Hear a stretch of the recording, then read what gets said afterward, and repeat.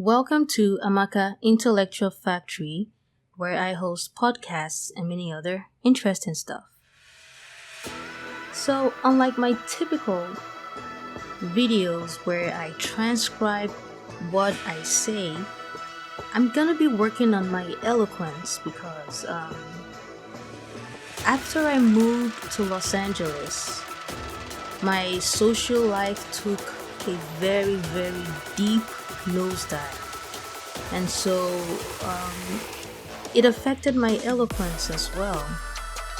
So I want to work on that. So I'm trying to no longer transcribe what I say and post online, and I'll just take down notes and speak. So it might make my videos a little bit longer, but I'm going to try my best so that my videos aren't too long. But it will help with my editing because then I don't have to do retakes and I don't have to worry about retakes because every mistake, y'all are just gonna hear it and live with it. Okay, so back to the topic at hand.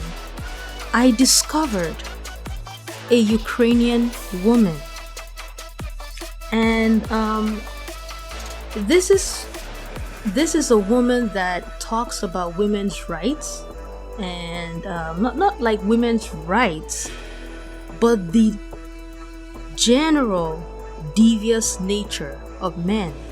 You can't debate this, you know. Now you might say, oh, but you have male relatives. Don't you have a father? Don't you have brothers? I do, and I love them, and they love me. But we cannot deny the crimes that men commit on women. And femicide is a big problem, misogyny is a big problem, venostrophobia is a big problem. So anytime I come across a female YouTuber that talks about stuff like this, it captures my heart because it is something near and dear to my heart. It actually has a lot to do with my channel because part of the main message that I intend to pass across with my channel is Ogo Ụmụnwaanyị. And Ogo Ụmụnwaanyị is Igbo language. It means women's war or women's struggle. I'm not gonna go too deep into that. In another video I would. But back to topic. I found this Ukrainian lady, you know, and I have to say, after Trump became president, I'm telling you, Trump is really my rock star. Trump, in a lot of ways, and I say this from the depth of my heart, Trump saved me from the torment of gang stalkers in Los Angeles. He really did, you know. And after his presidency, his inauguration rather, in January, you know, and I see wonderful people working with him like my sweet Pam Bondi. You know, you can't go wrong with Pam Bondi. I don't understand all these haters. I love her. You know, and you got my guy, Pete Hegseth. But I'm gonna talk about Pete Hegseth in this video. You know? And I like Marco Rubio. So there are people that are gradually growing on me. Like, I like Marco Rubio. I like Stephen Miller. I like, there are quite some people that, you know, I like, Kash Patel. I like Kash Patel. So there are quite a number of people. I'm sure the Trump cabinet is just superb. I'm just saying those ones that have captured my heart. So along with that, it kind of, because a lot of the gang stalkers that I was dealing with, or I'm still dealing with actually, in LA, but to a much lesser degree. Like at this point, I can ignore them and focus on what I have to do and advance in life. You know, unlike before where they were literally disruptive in my life. They literally, like, it's crazy. They literally would raise the price of gas. They literally would, you go to a grocery store, you like something, it's no longer there. You know, you go to work, your work colleagues are acting like this thing is so organized that someone who doesn't understand it will be like, what the hell are you talking about? but it is so organized and it is so devious. It is so petty too. Because when someone is telling you about this stuff, it's gonna sound really petty to you. They are petty. That's the crazy thing about it.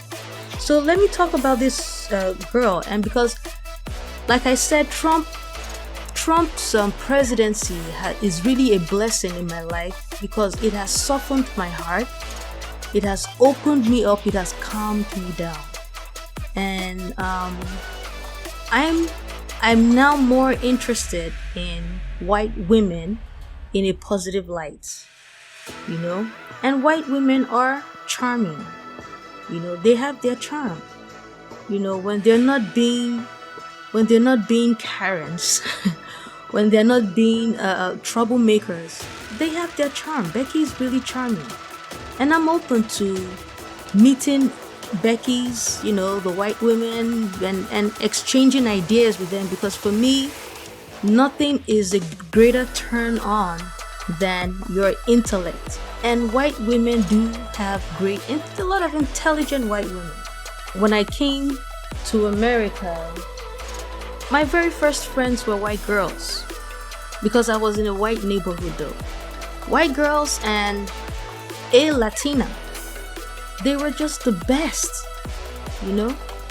So my impression of white people started getting really bad when I moved to Los Angeles. I've been living in other parts of America, but I moved to LA about 12, 13 years ago, and my impression about white people got really, really bad, because the level of gang stalking that the white people here engage in, and witchcraft. LA is a special case, So I think I'm ranting off a little too much. This is 7 minutes, but like I said, when I'm working on my eloquence, it's going to be like this. But let me just get straight to the point. The point is that I've developed interest in white women and the issues that white women deal with. And no sooner did I develop interest in white women did I discover that white women are in bondage, patriarchal bondage. Many of them are incredibly brainwashed, and they don't even know. So now I'm looking at YouTube. I'm paying more attention to white female YouTubers that talk about patriarchy and men and women's relationship, and women and women's, and I'm incredibly amazed at how brainwashed a lot of white women are. And they literally will be calling other people brainwashed, not realizing that you're brainwashed yourself, my dear. So here's the thing. In the whole of that, so in the midst of that universe, I discovered this Ukrainian woman, and it immediately caught my attention, because she's talking about toxic white men. There is a particular type of white men, and these type of white men, I've noticed them. I noticed black women don't even talk about them. Black people don't even talk about them. They just say, oh, white people. But these particular type of white men are a problem to other types of white men. They are a problem to white women. They are a problem to everybody. And these men, they are obsessed with women's reproductive rights. It's one of the telltale signs that you're dealing with a white man with a red flag is his obsession with women's reproductive rights. And what are reproductive rights? Because some people might be listening. I'm not going to take for granted that everyone understands what a reproductive right is. Your reproductive right is, okay, let me not explain that and then make a mistake, but you can say reproductive. Anything that has to do with a woman's fertility, childbirth, abortion, sex, pretty much. So these white men are usually obsessed with women's reproductive rights. They're the ones that would advocate for pro-life, so unreasonably, so irrationally. Like, even when it's obvious that, look, we have to take out this baby, otherwise this woman will die. They're like, no, pro-life, like, and it's crazy, And I've seen a YouTube video where a white woman was talking about, are these people really pro-life or just pro-birth? Because they just seem to be so obsessed with, birth that child. So I'm gonna be breaking down a video that she did. Let me check my phone. So you're gonna hear probably some noise and something.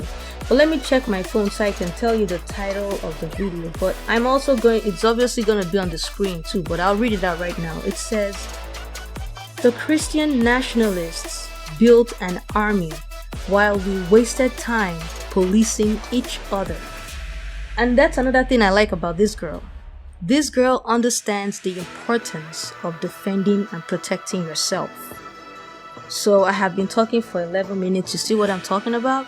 Now, if I was making a video, I probably would have made all this point that I'm making within the first 4 minutes. If I was transcribing my video, this everything I've said in this 11-12 minutes would have been said in 4 minutes. So like I said, I'm working on my eloquence and I want to stop transcribing. I want to start speaking. So here we go. These men, they are threatened by women.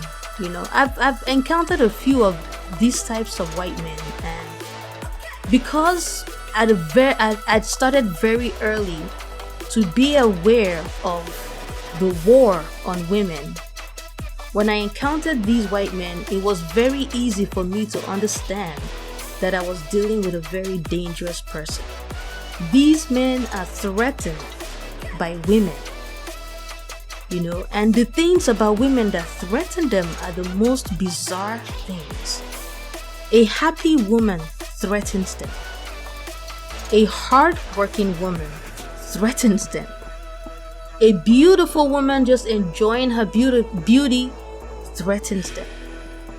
A woman in love with whoever she wants to be in love with the most mundane things, the most ordinary things. They really do believe in the dominion over women. These white men, and some of them, like there's this guy, I think he's, let me Google him before I mention a name. I don't want to mention a name, especially now that I'm ranting off the bat. What is his name? I think it is this guy, let me see. No, this is not him. I'm going to talk about him later, but that's why I don't want to mention his name. I was going to mention a name, but because I'm not going back to edit this video, I did not want to mention his name. This guy does not believe women should work. Now, it's a different case where the woman chooses not to work. But when a man tells her, you're not going to work because you're my wife, and it's like, yo. So there's another guy, Nick Fuentes or so. A small boy, a young kid. How old is Nick Fuentes? These are young men with very, very strong misogynistic ideas. Let me check how old he is. 27. Well, he's not a very tall guy, so I was thinking he was like in his early 20s, but 27 is still young, and he has very, very strong and disturbing misogynistic ideas about life. You can't operate that way. Women need to understand that there is something wrong about you living your blessed life and men walking around foaming at the mouth just because you're living your blessed life. Men you don't know, men you don't have any connection with, I'll give you an example with my apartment. So, I have my car, and every now and then I try to give my car a little TLC. So I don't just, when I clean my car, it's totally different from when I take it to those car washes where you pay like anywhere from $20 to $50, and they clean your car. No, when I detail my car, there is a world of difference. I really detail my car. So on one of those days, I was detailing my car when one of my neighbors, when he was still kind of new, that moved close to me, and I'm detailing my car in my parking spot, and this old Filipino guy is giving me death stares, like just constantly giving me death stares, as if I emasculated him by cleaning my car. This is the type of nonsense I'm talking about. As if I emasculated these men. This is what you will constantly find yourself dealing with. So as a woman, you have to be mindful of things like this. So when I see women that talk about it, I'm very, I get excited. And like I said, I started looking into white women, and it didn't take too long before I discovered that Becky, oh my God, Becky is in bondage. Becky is under the yoke of white patriarchy, and white patriarchy is, when I say white patriarchy, I don't want men like President Trump to feel bad hearing stuff like this, because these crazy men are the ones attacking you. They're the ones attacking men like you. Since Trump entered office January of this year, what issue on women has Trump put his hands down and dealt with? What is it our reproductive rights? No, Trump doesn't care. He might not say it, but from my heart of hearts, I know Trump is pro-choice. I know Trump, and I'm sure he doesn't understand this obsession with women's reproductive rights. He's not part of that mess. And then it also doesn't mean that he supports women who just have abortions like some girls are heartless with this abortion thing. It doesn't mean that he also subscribes to that. But he is pro-choice. And he understands when we gotta save the life of the mother. Trump understands this. He's not like these fanatical men. So when I'm talking about these toxic white men who attention needs to be put on, because these men are freaking dangerous. They are dangerous to women. They are waging war on women. And this is not the first time I'm talking about them.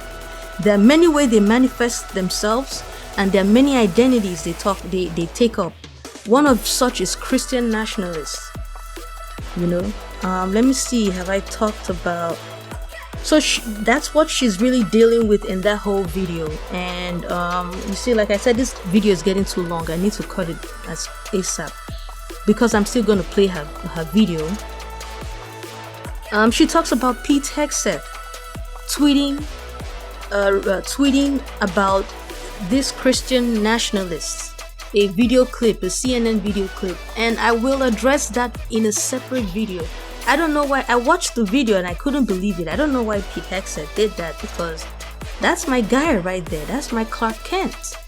I love Pete Hegseth. I love him. I see him working out and all of that. That stuff is super awesome. That he is the best Secretary of Defense America has ever had. You see what I mean? You see? I'm not cutting this out. That's like an Amber Alert. I'm not cutting this out. So that's different. Yeah, I had to step up to where I was charging my phone and turn that off. I might cut the silence, like the places. I might just, cut some of the spots where there's a lot of time passed. So hopefully, but I'm not really editing nothing. So like I was saying, you know, Pete Hegseth is my guy. You know, that's our Superman. I mean, for Dean Cain, sorry, but Pete Hegseth is the only Clark Kent that I recognize in the Trump administration. But I support you, and you know, I give big ups to you joining ICE. But Pete Hegseth is the Clark Kent that I know. So, but he posts this thing, and I'm gonna address that in a separate video. I guess I've made all my points. I don't see anything that is outstanding that I haven't talked about in my notes. So yeah, now I'm gonna play her video, and you're going to see what I'm talking about. I like her, but there's a lot of confusion. And there are a lot of things that I would point out in subsequent analysis of her videos so that the viewers can understand where I'm coming from. But that being said, that is all I have to say for now. So watch her video, and in subsequent videos I'll address other things she talked about. Thanks so much for being here, y'all. I am recording this for YouTube because I have been dreading this day. Like, I literally had to take the weekend and like yesterday just to process this, because this is like my worst fear come alive. This is the worst case scenario. But it's okay. I don't want anybody to panic. We're gonna figure it out. I do think there's a chance this will just pass and be completely like a nothing burger. But I just want to put some information out there. Thank you, Ivory. Okay, and before I really get going, let me just address, hi Angel. Let me just address a comment in here that says we need God in this country. The best part is you can already have God in this country. Like anywhere in this country, you have that freedom. What is the problem? Hi, Take It Sleazy. Thank you so much. So yeah, that's the best part. I don't know what y'all are always complaining about when it comes to freedom. Like, you have religious freedom. Like, breaking news. America allows people to believe whatever they want, and we would like it to stay that way. You fucking dipshits. Okay, so let's talk about this fucking weirdo. And if you know nothing about this man, the reason that I was so shocked and like had to take some time to process this, yeah, he was on CNN, and our Secretary of Defense, Pete Hegseth, was like reposting the clips from CNN. And he's a member of the congregation, and they recently just opened up a campus in DC.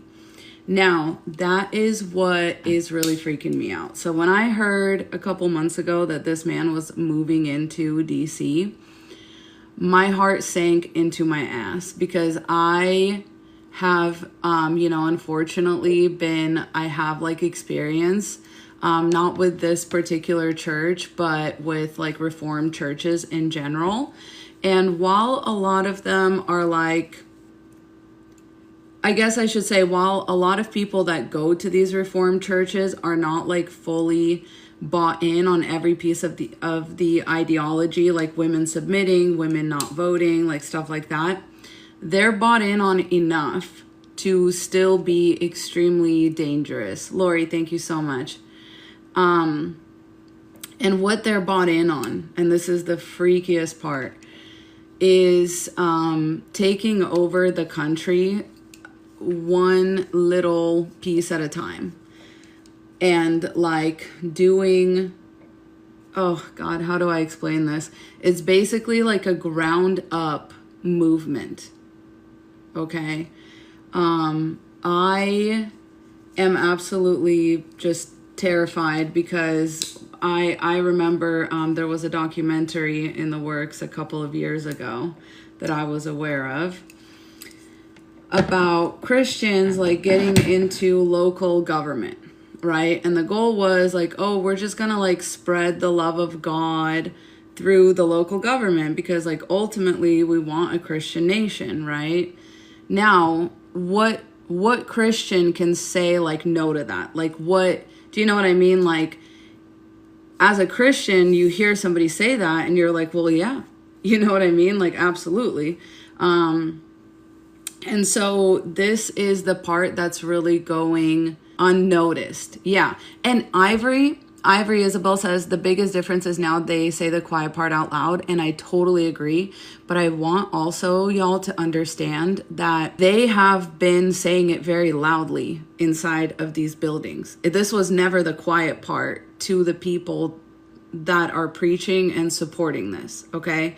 None of this was ever quiet. That's what I'm trying to tell y'all. Like, based on like my experience and based on like, you know, what I'm worried about is why the fuck is he being given a platform on CNN to say the quiet part out loud? Because this man has absolutely no problem saying the quiet part out loud, but why the F would CNN give him that platform? That is what really concerns me, because as I think we all know, the government is often like all in on something. Like the government, the like media and stuff like that. And it really worries me that they have decided to platform this man like this, because I feel like it's manufactured consent.